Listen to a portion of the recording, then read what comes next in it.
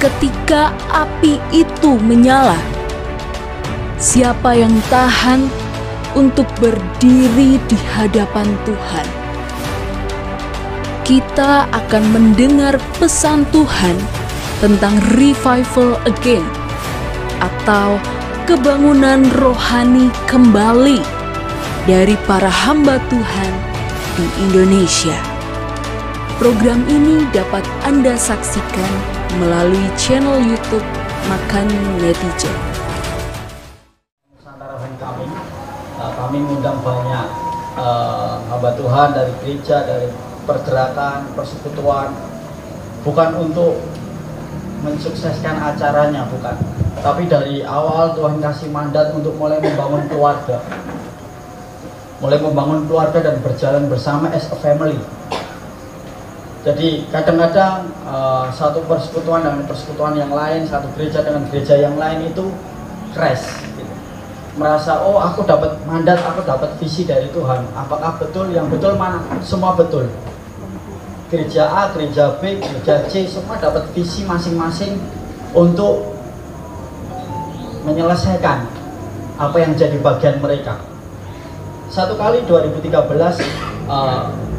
saya bertumbuh itu dari saya ngalami Tuhan, saya bertobat sejak 2008. Tapi 2013 tiba-tiba Tuhan ngomong sama saya secara pribadi bahwa aku mau untuk kamu mulai rumah doa bagi segala bangsa. Waktu itu saya tidak tahu saya harus bagaimana. Ya, saya ngalami sama Pak Denny ini yang tadi cerita nangis-nangis hampir 1 tahun. Karena sebelumnya saya disuruh ngurusin satu persekutuan siswa mahasiswa namanya Fire Generation. Waktu itu sudah berkembang, ada di banyak kota. Nah, salah satu tempat itu saya disuruh ngurusin, ya, posnya gitulah, gampangannya. Saya disuruh ngurusin, tiba-tiba saya gagal. Keluarga saya diproses, tidak mudah sekali. Di waktu itu saya sudah mau berhenti di 2013. Saya ngomong sama Tuhan, saya tidak mau pelayanan. Tiba-tiba Tuhan ngomong tentang hati Tuhan untuk mulai membangun rumah doa. Saya jalan sendiri, tidak tahu apa-apa, tidak melakukan apapun. Saya cuma berdoa selama 1 tahun. Selama 1 tahun, tidak melakukan apapun. 2013, 14, 15, dari 2016 tiba-tiba Tuhan mulai kirim orang. Yang benar-benar orang disuruh Tuhan sendiri. Waktu itu saya bingung mau mulai rumah doa itu gimana ya? Apakah saya harus mengundang orang, saya biayai, ayo datang ke sini, nanti pulang tak kasih uang gitu? Apakah dengan itu? Bukan. Apakah rumah doa itu bangunannya yang megah mewah? Bukan. 2016 ketika saya disuruh Tuhan dari sejak 2013, 2016 saya dicari orang. Saya disuruh Tuhan ini bangun rumah doa. Tak kasih tanah 12 kali 12. Kamu mau bangun seperti apa? Mintamu seperti apa? Tak bangunin. Tak bangun. Kita sudah senang. Sudah dikasih arsitek, sudah digambar, sudah jadi. Tiba-tiba bukan itu. Dari situ Tuhan ngomong, bukan itu. Rumah doa bukan tentang bangunan. Rumah doa adalah kita. Amin. Kita adalah rumah doa. You are a house of prayer. Kita adalah rumah doanya Tuhan. Di mana kita terkoneksi satu dengan yang lain. Rumah doa itu apa? Saya mencari lama sekali rumah doa itu apa? Kan sudah ada gereja lokal. Benar ya? Kan sudah ada gereja lokal, sudah ada banyak yang gereja di sini tidak kurang banyak, tidak kurang banyak sekali. Saya percaya di Caruban, di kota-kota yang lain. Saya berdoa Tuhan, bagian rumah doa ini apa? Ternyata waktu itu Tuhan ngomong sama saya secara pribadi. Rumah doa itu adalah hub penghubung untuk gereja-gereja Tuhan, untuk datang dan kita akan bisa merasakan hadirat Tuhan dan kita mengalami perjumpaan pribadi lekas pribadi. Itu yang dicari. Itu tujuan kita apa? Ketemu Tuhan. Amin. Setelah itu karunia dan lain-lain mujizat itu akan mengikuti kita. Saya ngomong seperti ini, saya ngalami. Betul-betul saya ngalami. Saya ngalami mujizat itu mengikuti kita sampai ngejar kita. 2017 saya ada di Singapura, saya pulang, kita rilis rumah doa di Solo. Dan hari ini kami ada 5 rumah doa di beberapa kota di Indonesia. Dari awal Tuhan ngomong sama kami untuk mulai membangun rumah doa. Nggak harus dengan nama yang sama. Kita share tentang hatinya Tuhan. Kenapa? Karena ketika ada hub-hub kecil-kecil di banyak kota, di banyak bangsa, ada rumah-rumah doa kecil-kecil di ribuan, di tempat-tempat, di pulau-pulau, ada kemuliaan Tuhan di situ. Maka saya percaya, Bapak Ibu, kebangunan rohani itu pasti terjadi.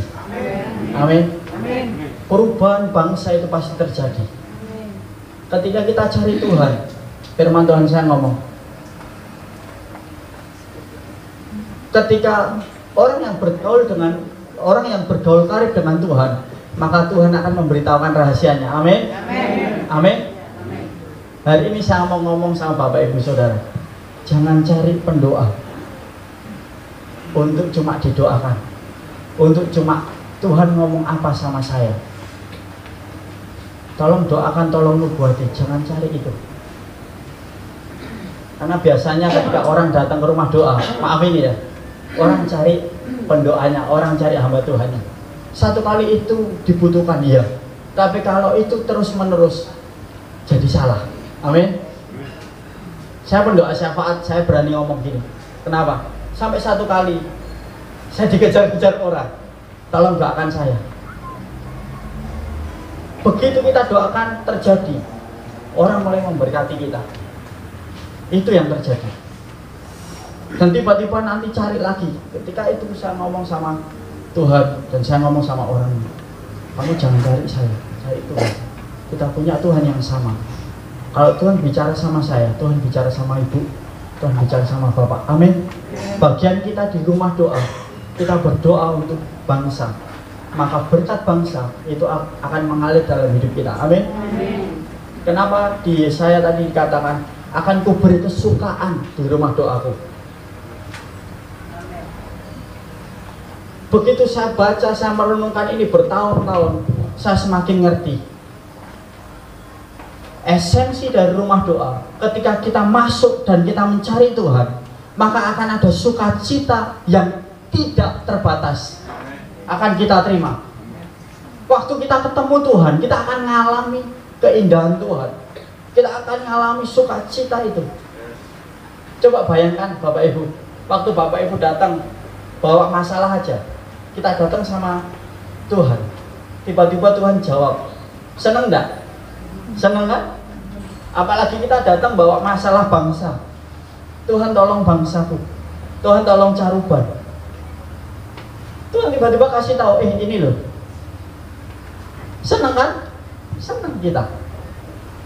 Satu kali 2017 saya ada di Jakarta dengan beberapa bapak-bapak dari jaringan doa nasional. Kami berdoa di sana. Waktu itu kami berdoa untuk jaga Indonesia, kita berdoa untuk bangsa. Tuhan tolong, kami berdoa, Tuhan 2 tahun lagi kita akan ada pemilu. Tuhan kasih tahu siapa presidennya. Tiba-tiba Tuhan ngomong sama kita, nanti Pak Jokowi akan 2 periode. Saya cerita, ternyata cerita itu sampai kemana-mana. Dan ketika itu terjadi, itu yang Tuhan mau. Bagian kita, waktu kita masuk dalam rumah doa, setelah ini kita akan berdoa. Waktu kita masuk dalam rumah doa, waktu kita jadi rumah doa, tidak hanya masuk ya, tidak hanya datang. Mungkin tempat ini nanti akan jadi rumah doa, tapi ketika kita jadi rumah doanya Tuhan, kita akan membiarkan Tuhan bertahta dalam hidup kita. Amin. Waktu kami berdoa, namanya El Betel, rumah doa kami. Kenapa El Betel? Banyak orang ngomong, kenapa namamu El Betel? El itu artinya Allah, Betel itu artinya rumah Allah. Kok Allah, rumah Allah gitu? Tuhan, rumah Tuhan. Tiba-tiba Tuhan memberi pengertian. El Betel itu artinya Tuhan bertahta atas rumah Tuhan. Ini yang saya share kemana-mana. Kan banyak rumah Tuhan, bukan Tuhan yang bertahta. Kita ini rumah Tuhan, Bait Roh Kudus. Paulus ngomong, amin ya. Tidak tahukah kamu bahwa tubuhmu itu adalah Bait Roh Kudus? Tapi apakah benar Roh Kudus itu yang bertahta dalam hidup kita? Bapak Ibu, mari kita renungkan. Saya dorong kita semua malam ini, kita mulai recommitment sama Tuhan. Kita mau recovenant lagi sama Tuhan. Untuk apa? Tuhan, aku mau. Tadi Reza ngomong, Bapak Reza Selin yang kecil tadi, saya itu senang sekali. Ada Selin umur berapa? 9 tahun. Tiba-tiba dia bisa dapat penglihatan.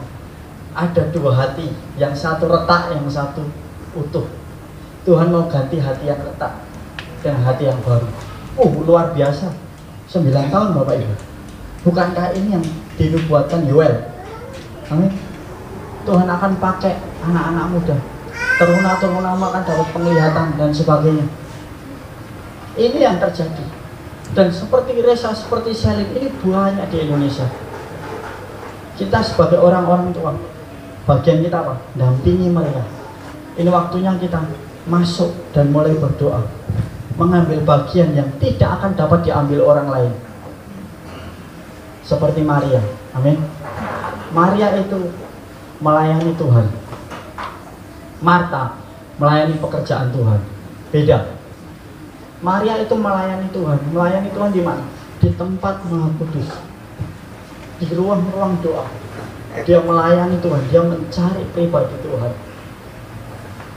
Dia mau menyenangkan hati Tuhan. Dan Tuhan ngomong, Maria memilih bagian yang tidak akan diambil daripadanya. Apa? Melayani Tuhan. Melayani pekerjaan Tuhan bagus ya, bagus.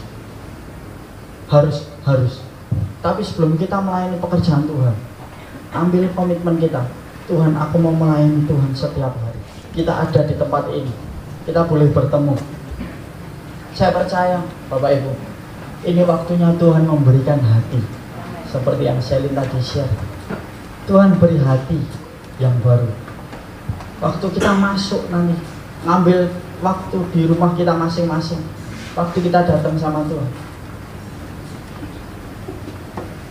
tiba-tiba kita bisa merasakan Tuhan lebih dekat dengan kita. Amin. Kita tidak cari lagi kebutuhan kita, tapi kita mulai teriak sama Tuhan, Tuhan, tolong kotaku. Tuhan, tolong bangsaku. Tuhan, tolong ini, tolong itu. Malam ini kita ambil komitmen secara pribadi. Keputusan kita masing-masing, Bapak Ibu. Malam ini Bapak Ibu berdoa sama Tuhan. Tuhan, aku mau belajar komitmen. Aku mau belajar berdoa untuk kota, untuk bangsa. Bukan untuk masalahku. Percaya saya Bapak Ibu, ketika kita mulai bergumul, bergulat dengan masalah kita sendiri, maka itu tidak akan pernah selesai. Itu tidak akan pernah selesai. Ketika kita mulai masuk dan kita pengen ngerti hati Tuhan, hati Tuhan itu selalu jiwa-jiwa, tidak pernah dirinya sendiri. Bahkan Yesus mati untuk orang lain. Dia turun ke dunia, dia menanggalkan keilahiannya, dia mengosongkan dirinya dan taat, bahkan taat sampai mati di kayu salib. Mengosongkan diri, skeno, meninggalkan kealahan. Hanya untuk apa? Untuk saya dan Bapak Ibu semua di tempat ini. Oleh karena itu, ketika kita mengerti kasih karunia ini, ayo kita ambil bagian kita, berdoa. Saya minta pemain musik, kita mau berdoa malam ini. Tuhan, menuruti kehendak-Mu, mendengar kehendak-Mu Tuhan dan perintah-Mu. Bahkan ada janji-janji itu Tuhan, karena sungguh musik baik lagi ku menutup mata. Amin Tuhan, dan setia menanti janjimu sampai dapatkan mahkota kehidupanku.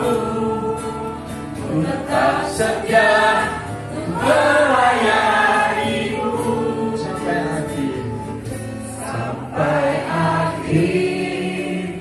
Ku menutup mata, ku tetap setia. Kami akan melayani Tuhan seumur hidup kami. Benar Tuhan, bahkan sampai selama-lamanya. Ku tetap setia melayanimu.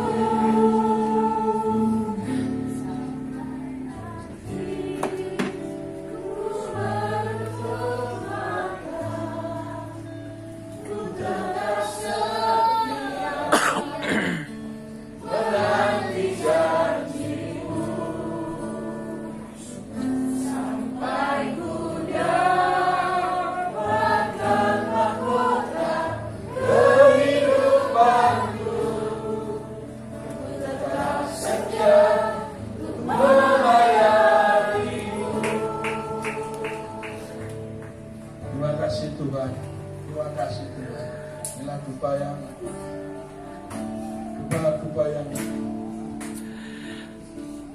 kami panjatkan kepada-Mu. Puji-pujian yang kami panjatkan kepada-Mu. Biarlah puji-pujian ini Tuhan menyenangkan hati. Sebentar kami mau mendengar pesan-pesan dari Tuhan, mendengar janji-janjinya Tuhan untuk kami, untuk kita. Terima kasih Tuhan. Biarlah yang keluar dari mulut bibir hamba-Mu ini Tuhan, hanya maunya Tuhan saja, bukan omongan hamba-Mu ini Tuhan. Roh Kudus, tolong kami Tuhan, supaya kami mengerti. Dalam nama Yesus kami berdoa bersyukur. Haleluya, amin. Diberikan kepada kita. Syaratnya cuma satu. Ayat berikutnya. Maka didirikannya lah di situ mezbah bagi Tuhan yang telah menampakkan diri kepadanya. Hanya ketika kita mempersembahkan korban, kita bangun mezbah dan tabut itu turun di tengah-tengah kita, maka tanah itu jadi milik Tuhan. Amin. Jadi tidak ada lagi kesulitan sebetulnya. Kuasa doa itu yang bergerak. Mezbah itu ada korban. Korban kalau tidak ada apinya jadi korban yang busuk. Makanya banyak gereja hari-hari ini pemimpin rohani satu dengan yang lain cerah, kepahitan. Kenapa? Karena tidak ada api turun. Karena korbannya tidak ada apinya, busuk. Mezbahnya juga begitu. Tapi ini waktunya kalau saudara dan saya, ayo persembahkan korban yang terbaik dari mezbah. Lewat apa? Doa. Dimanapun kita berada, doa. Dimanapun saudara ditempatkan Tuhan, berdoa di situ. Ketika saudara mempersembahkan korban di atas mezbah hidup kita masing-masing, maka tanah di mana kita ada itu diberikan Tuhan untuk keturunan kita. Bukan hanya berkat, tetapi juga saudara menantikan apa? Lawatan atas Caruban diberikan buat kita. Lawatan atas Indonesia diberikan kepada kita. Bahkan presiden pun Tuhan beritahu kita siapa presidennya. Amin. Dan itu tidak bisa berubah. Keputusan Tuhan yang datang karena Abraham mempersembahkan korban, tanah itu jadi milik keturunan. Amin. Mari kita berdiri, akan dipimpin langsung oleh Pak Levi dan tim. Awan kerajaanmu, betapa aku bersyukur padamu atas kekuatan. Kau telah memilihku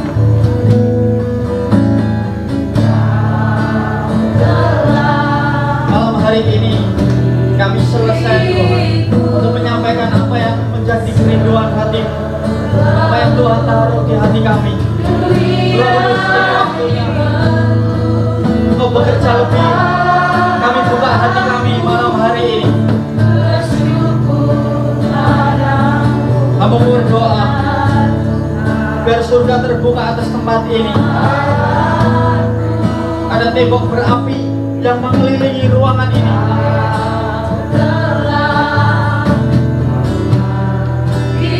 Kami berdoa tidak akan ada satu roh pun yang akan menyentuh kami di tempat ini kecuali Allah sendiri. Kami buka hati kami, Allah Roh Kudus. Sentuh kami malam hari ini. Kami mau mengalami encounter bersama dengan Tuhan.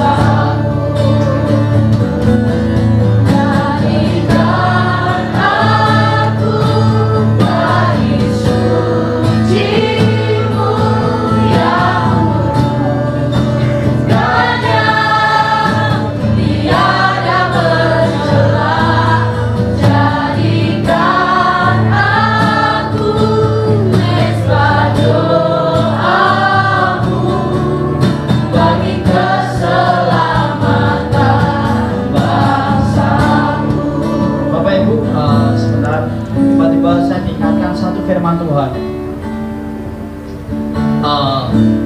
di Mazmur 139 ayat yang ke-16.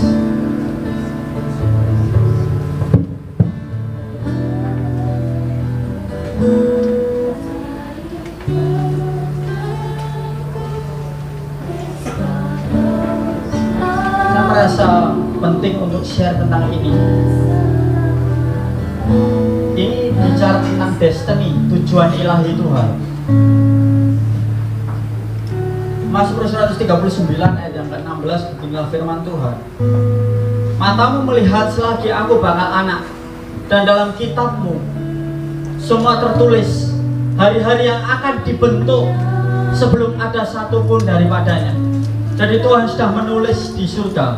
Masing-masing dari kita punya kitab, punya cerita hidup yang Tuhan sudah tulis, tinggal kita menggenapi, tinggal kita mengikuti cerita Tuhan atau tidak. Amin. Firman Tuhan, rancangan Tuhan itu penuh damai sejahtera, bukan kecelakaan. Amin ya. Setuju dengan saya? Bukan dengan saya, setuju dengan firman Tuhan. Malam hari ini Bapak Ibu, mari ambil waktu malam hari ini bersyukur padamu ya Allahku. Mari buka hati Bapak Ibu. Ada destiny, ada tujuan ilahi Tuhan yang mau Tuhan kembalikan kepada setiap kita. Mungkin selama ini kita tidak tahu kenapa kita harus berdoa. Mungkin selama ini kita tidak tahu kenapa kita ada di musim ini, di zaman ini. Mungkin kita tidak tahu selama ini. Pokoknya aku jalan jadi orang Kristen, ya jadi orang Kristen. Ada satu panggilan untuk kita jadi rumah doa, panggilan untuk berdoa, panggilan untuk masuk ke kedalaman, panggilan untuk ada di hadirat Tuhan yang senantiasa.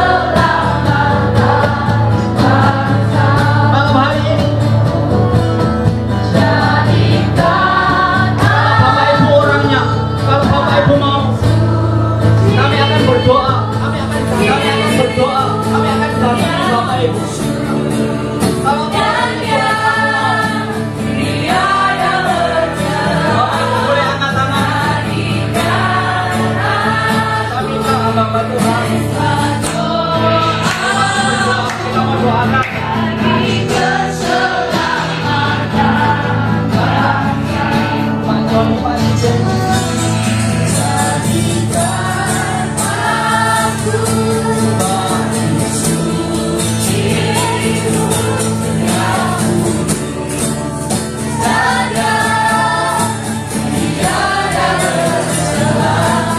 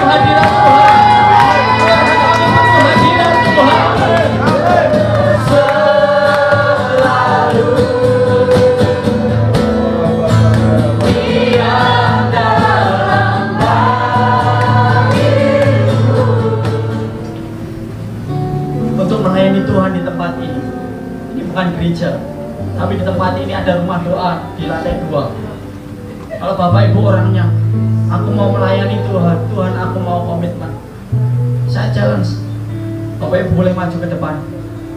Saya mau berdoa khusus tentang panggilan ini, karena tidak semua orang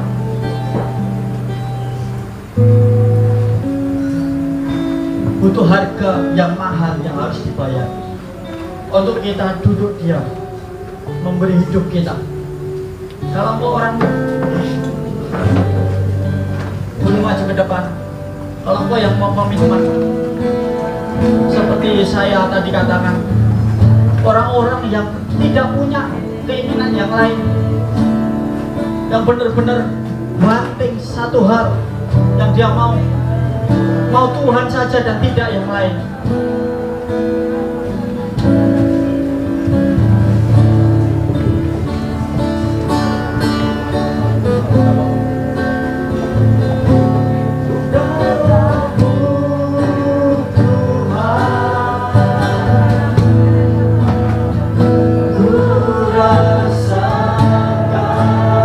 Boleh duduk, tidak apa-apa. Kita terus sembah Tuhan.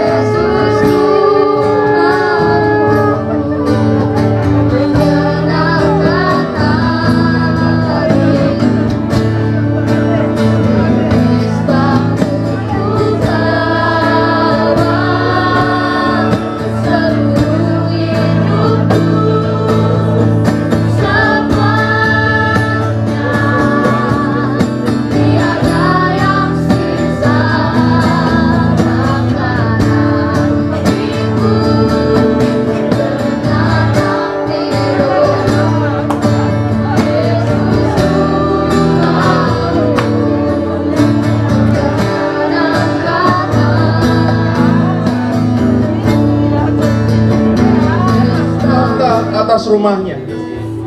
Kita semua bisa bangkit berdiri, teman-teman, Bapak Ibu Saudara yang bisa bangkit berdiri sebelum kita akan tutup semua di sesi ini. Kita akan berdiri, kita akan rilis rumah doa El Bethel Caruban. El Bethel Caruban, di mana Tuhan akan bertahta atas Caruban.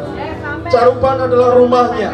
Caruban adalah rumahnya, tempat kediaman Allah yang Maha Kudus. Mari kita yang bisa bahasa roh, kita bisa bahasa roh sebentar. Kita satu hati di tempat ini. Yang tidak bisa bahasa roh katakan, aku menyembahmu Tuhan. Mari kita satukan hati di tempat ini.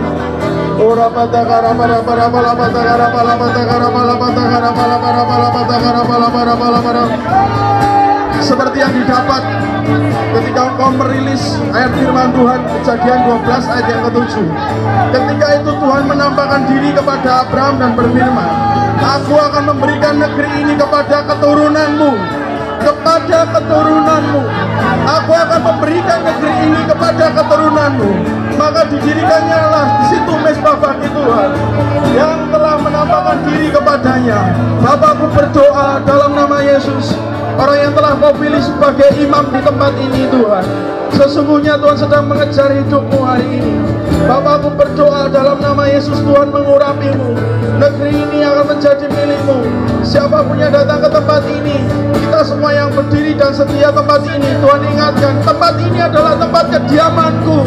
Rumah kediamanku, rumah kediamanku. Mari kita rilis suara. Setiap suara ini kita akan rilis suara. Caruban adalah tempat kediaman Tuhan. Caruban adalah tempat kediaman Tuhan. Di dalam nama Yesus Tuhan, di dalam nama Yesus, El Bethel Caruban, di dalam nama Yesus.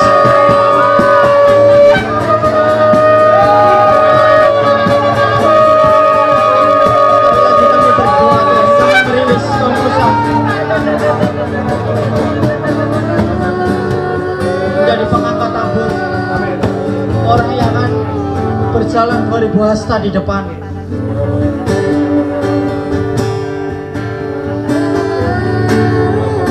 Kamu berdoa biar pengurapan yang sama turun atas kamu malam hari ini. Biar pengurapan dalam hidupku yang Tuhan berikan, akan Tuhan berikan yang sama dalam hidupmu. Aku berdoa di dalam nama Yesus.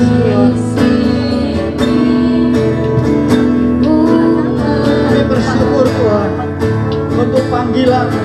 Kami saya mendengar suara-Mu yang merespon panggilan-Mu.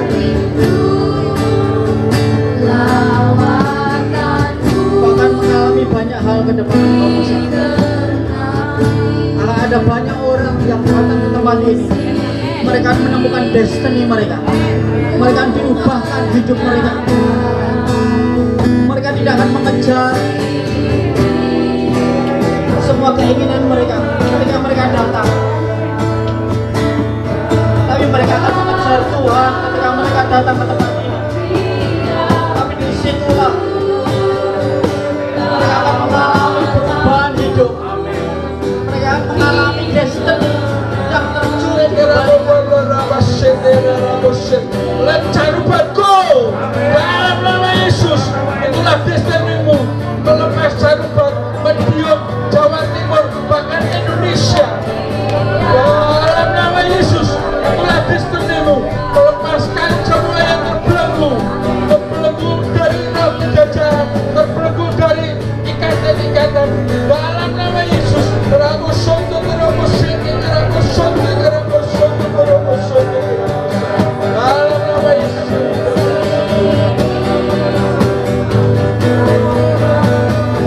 Mari kita sembah Tuhan, membakar hati yang rindu Tuhan.